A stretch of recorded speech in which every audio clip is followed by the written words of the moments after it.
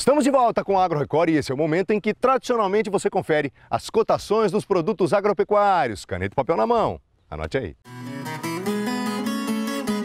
Os cafezais estão mais floridos no interior paulista, mas as atenções se voltam ao tempo seco, que ajuda na colheita, mas pode prejudicar a floração e, por consequência, o volume produzido no ano que vem. A temperatura acima da média também pode favorecer a ocorrência de ferrugem nos cafeeiros. A saca do café arábica é vendida a R$ 439,65, valorização de 5,39% no acumulado do mês. Já a variação robusta registra queda de 1,05% na parcial de setembro. A saca de 60 quilos é comercializada a R$ 288,53. As cotações do suíno vivo e da carne estão em alta neste início de mês, segundo o CPEA, período em que a maior parte da população recebe os salários e isso aquece a procura pela carne. O produtor paulista recebe hoje R$ 4,47 pelo quilo, ligeira alta de 0,90% no acumulado do mês. A oferta restrita de boiadas aumentou a disputa entre os frigoríficos e colaborou com os preços firmes no mercado do boi gordo ao longo desse início de setembro. Segundo o CPEA, isso está relacionado ao período de entre-safra e também à retração de parte dos vendedores, que têm a expectativa de obter preços maiores a curto prazo, fundamentados na demanda internacional. A arroba é comercializada a R$ 158,85, alta de 1,15% na parcial. O Brasil exportou uma média de 409 mil toneladas de milho em grão por dia na primeira semana de setembro, segundo a Secretaria de Comércio Exterior. O volume diário aumentou 17,8% em relação à média de agosto e 131,4% na comparação com setembro do ano passado. A boa movimentação para exportação tem dado sustentação aos preços no mercado interno. A saca do cereal é comercializada hoje a R$ 37,45, alta de 1,99% em setembro. Lá em Ribeirão Preto, as nossas equipes foram conhecer um senhor que é comerciante, mas ele produz e cultiva bonsais, que são aquelas árvores pequenininhas, japonesas, né? Aliás, elas são feitas e deixadas assim, com base numa técnica milenar japonesa. E na loja desse senhor, ele tem exemplares que custam de R$ 80 a R$ 11 mil. E você sabia, só para te atiçar, que lá no Japão, um exemplar desse pode custar € 1.200.000, que equivalem a mais de 4 milhões de reais? Pois bem, veja aí. O primeiro contato do comerciante com o bonsai foi por meio dessa revista. Ele leu uma reportagem sobre a árvore em miniatura e plantou uma num vaso, mas não deu certo. Naquela época eu tentei reproduzir isso, eu peguei algumas plantas lá, tentei reproduzir.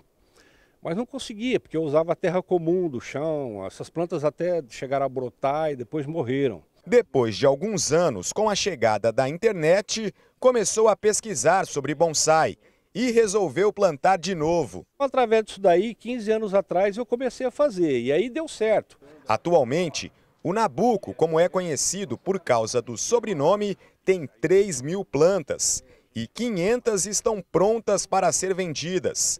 Esse bonsai aqui custa R$ 80. Já esse outro é bem mais caro.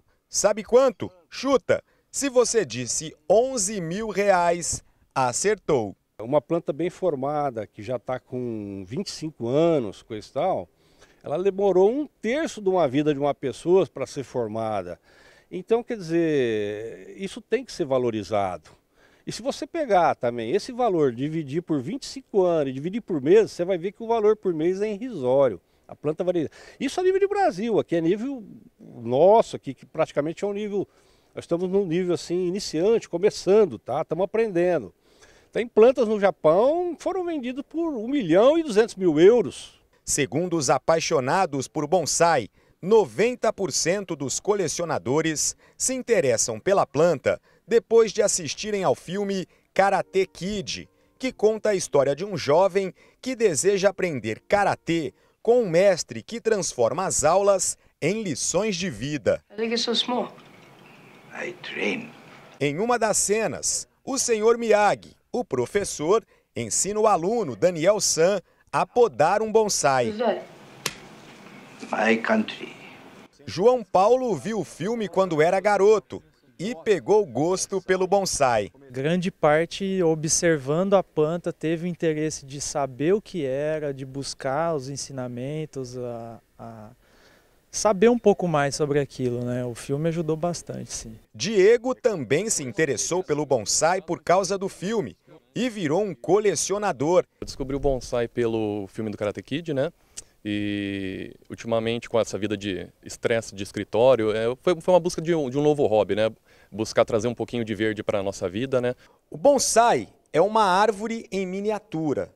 É uma técnica milenar que começou na China e foi aperfeiçoada no Japão. E claro que precisa ter alguns cuidados. Nabuco, que cuidados são esses? É muito difícil ter um bonsai em casa? Não, gente, não é difícil ter um bonsai em casa não, sabe? A grosso modo, para quem não tem, nunca fez bonsai, basicamente são 3 regras. A primeira é rega, essa é importante, que 90% dos bonsais que morrem por falta de água. A segunda coisa, sol, gente. Bonsai você não pode comprar e colocar ele dentro de casa, em cima da geladeira, na sala, ele vai morrer. E a outra regra que seria basicamente uma adubação. Essa adubação cada 40, 50 dias aí com adubo orgânico, né? Para dar nutrientes para essa planta. Bonsai, em português, significa plantado em uma bandeja e pode ser qualquer planta que tenha um tronco. O importante é ter disposição para cuidar e aprender. Tirando a minha família, o bonsai é tudo na minha vida hoje. Para mim é tudo. O Agro Record faz agora mais uma parada e já depois do intervalo tem um assunto preocupante. A morte, a matança desenfreada de abelhas continua preocupando muito os produtores rurais e os especialistas também. Aliás, as autoridades que são ligadas ao meio ambiente, elas fazem uma projeção que não é nem um pouco otimista. Se essa matança, se esse extermínio em massa continuar, a gente pode ter um desequilíbrio sem precedentes e isso pode por si só provocar uma crise mundial na produção de alimentos. Mas já a gente explica, é um instante só.